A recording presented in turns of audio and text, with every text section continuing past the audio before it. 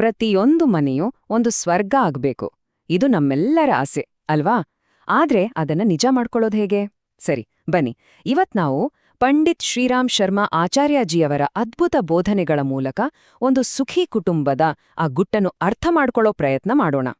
ನಾವೆಲ್ಲರೂ ನಮ್ಮ ಜೀವನದಲ್ಲಿ ಈ ಪ್ರಶ್ನೆಯನ್ನ ಖಂಡಿತ ಕೇಳ್ಕೊಂಡಿರ್ತೇವೆ. ಒಂದು ಸಂತೋಷದ ಕುಟುಂಬದ ನಿಜವಾದ ರಹಸ್ಯವಾದರೂ ಏನು? ಅದು ಕೇವಲ ಹಣ, ಸೌಕರ್ಯಗಳ, ಅಥವಾ ಅದನ್ನೂ ಮೀರಿದ್ದು ಏನಾದರೂ ಇದೆಯಾ? ಈ ಪ್ರಶ್ನೆಗೆ ಉತ್ತರ ಹುಡುಕುತ್ತಾ ಆಚಾರ್ಯಜಿಯವರ ಜ್ಞಾನ ಸಾಗರದಲ್ಲಿ ಒಮ್ಮೆ ಮುಳುಗೋಣ.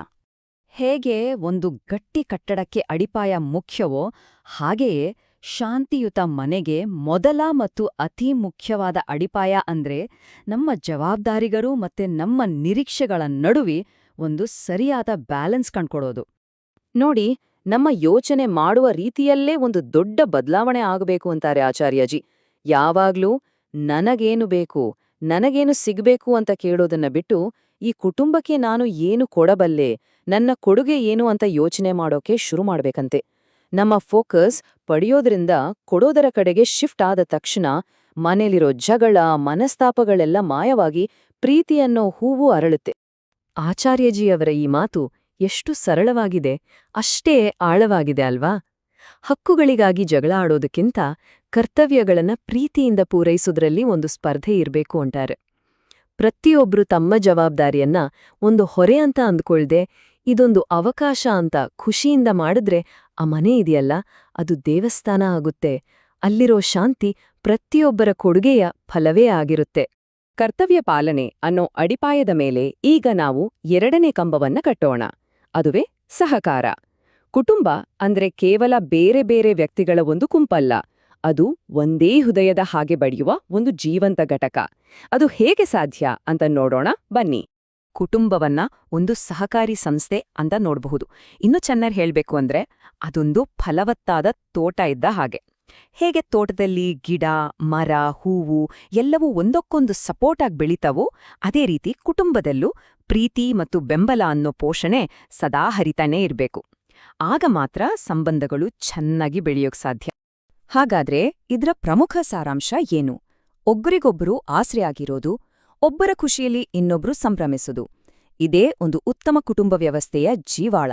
ಪ್ರತಿಯೊಬ್ಬರೂ ಇನ್ನೊಬ್ಬರ ಶಕ್ತಿಯ ಆಧಾರ ಸ್ತಂಭವಾದಾಗ ಆ ಕುಟುಂಬ ಯಾವುದೇ ಬಿರುಗಾಳಿಯನ್ನು ಎದುರಿಸಬಲ್ಲ ಒಂದು ಅಚಲವಾದ ಕೋಟೆಯಾಗುತ್ತೆ. ಸರಿ, ಕರ್ತವ್ಯ ಮತ್ತು ಸಹಕಾರದ ಭದ್ರ ಅಡಿಪಾಯದ ಜೊತೆಗೆ ಈಗ ನಾವು ಕುಟುಂಬಕ್ಕೆ ಒಂದು ಆತ್ಮವನ್ನ ತುಂಬುವ ಮೂರನೇ ಮತ್ತು ಕೊನೆಯ ಕಂಬದ ಕಡೆಗೆ ಹೋಗೋಣ. ಅದುವೇ ಜ್ಞಾನ. ಇದು ಕುಟುಂಬದ ಸದಸ್ಯರ ಮನಸ್ಸು ಮತ್ತು ಆತ್ಮವನ್ನ ಪೋಷಿಸಿ ಅವರನ್ನ ಉತ್ತಮ ಮನುಷ್ಯರನ್ನಾಗಿ ರೂಪಿಸುತ್ತೆ. ಇದೊಂದು ಕೇವಲ ಅಭ್ಯಾಸ ಅಲ್ಲ, ಇದೊಂದು ಇನ್ವೆಸ್ಟ್ಮೆಂಟ್. ಪ್ರತಿ ಮನೆಯಲ್ಲೂ ನಿಯಮಿತವಾಗಿ ಜ್ಞಾನಗೋಷ್ಠಿ ನಗೆಯಬೇಕು ಅಂತಾರೆ. ಅಂದ್ರೆ ದಿನದ ಜಂಜಾಟಗಳನ್ನೆಲ್ಲ ಬದಿಗಿಟ್ಟು ಕುಟುಂಬದವರೆಲ್ಲ ಒಟ್ಟಿಗೆ ಕುಳಿತು ಒಳ್ಳೆಯ ವಿಚಾರಗಳನ್ನ ಹಂಚಿಕೊಳ್ಳಕ್ಕೆ ಒಂದು ಸಮಯವನ್ನ ಮೀಸಲಿಡಬೇಕು. ಇದು ಕುಟುಂಬದ ಬೌದ್ಧಿಕ ಮತ್ತು ಆಧ್ಯಾತ್ಮಿಕ ಆರೋಗ್ಯಕ್ಕೆ ತುಂಬಾನೇ ಮುಖ್ಯ. ಇಲ್ಲಿ ಮನೆಯಲ್ಲಿರೋ ಹಿರಿಯರ ಜವಾಬ್ದಾರಿ ತುಂಬಾನೇ ದೊಡ್ಡದು. ಅವರ ಅನುಭವ ಇದೆಯಲ್ಲ, ಅದೇ ಒಂದು ದೊಡ್ಡ ಆಸ್ತಿ. ಆ ಅನುಭವದಿಂದ ಬರೋ ಕಥೆಗಳು, ಪ್ರೀತಿಯಿಂದ ಹೇಳೋ ಮಾತುಗಳು, ಇವು ಯಾವುದೇ ಶಿಕ್ಷೆಗಿಂತ ಹೆಚ್ಚು ಪವರ್ಫುಲ್. ನೋಡಿ, ಶಿಕ್ಷೆ ಕೊಟ್ರೆ ಭಯ ಹುಟ್ಟಬಹುದು ಅಷ್ಟೇ, ಆದ್ರೆ ಪ್ರೀತಿಯಿಂದ ತಪ್ಪು ತಿದ್ದಿದ್ರೆ ಅದು ನೇರವಾಗಿ ಹೃದಯಕ್ಕೆ ತಟ್ಟುತ್ತೆ. ಆ ಬದಲಾವಣೆ ಜೀವನ ಪೂರ್ತಿ ಜೊತೆಯಲ್ಲಿರುತ್ತೆ.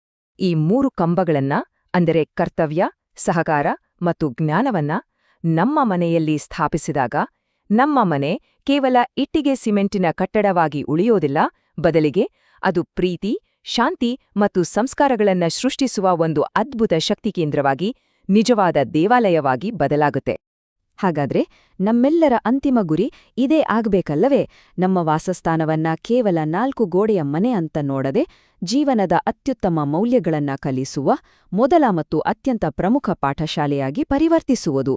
ನಮ್ಮ ಮುಂದಿನ ಪೀಳಿಗೆಗೆ ನಾವು ಬಿಟ್ಟು ಹೋಗಬಹುದಾದ ಅತಿದೊಡ್ಡ ಆಸ್ತಿ ಅಂದ್ರೆ ಇದೇ ಅಲ್ವಾ? ಬನ್ನಿ, ಈ ಸರಳ ಆದರೆ ಅಷ್ಟೇ ಶಕ್ತಿಯುತವಾದ ತತ್ವಗಳನ್ನ ನಮ್ಮ ಜೀವನದಲ್ಲಿ ಅಳವಡಿಸಿಕೊಳ್ಳೋಣ. ನಮ್ಮ ಪ್ರತಿಯೊಂದು ಮನೆಯನ್ನು ಸಂಸ್ಕಾರಗಳ ಪಾಠಶಾಲೆಯನ್ನಾಗಿ ಮಾಡೋಣ. ಆಗ ಪ್ರತಿಯೊಂದು ಮನೆಯೂ ಇಡೀ ಸಮಾಜಕ್ಕೆ ಬೆಳಕು ನೀಡುವ ದೀಪವಾಗುತ್ತೆ. ಈ ಶ್ರೇಷ್ಠ ವಿಚಾರಗಳ ಪ್ರಯಾಣದಲ್ಲಿ ನಮ್ಮೊಂದಿಗೆ ಸದಾ ಜೊತೆಯಾಗಿರಿ. ಧನ್ಯವಾದಗಳು.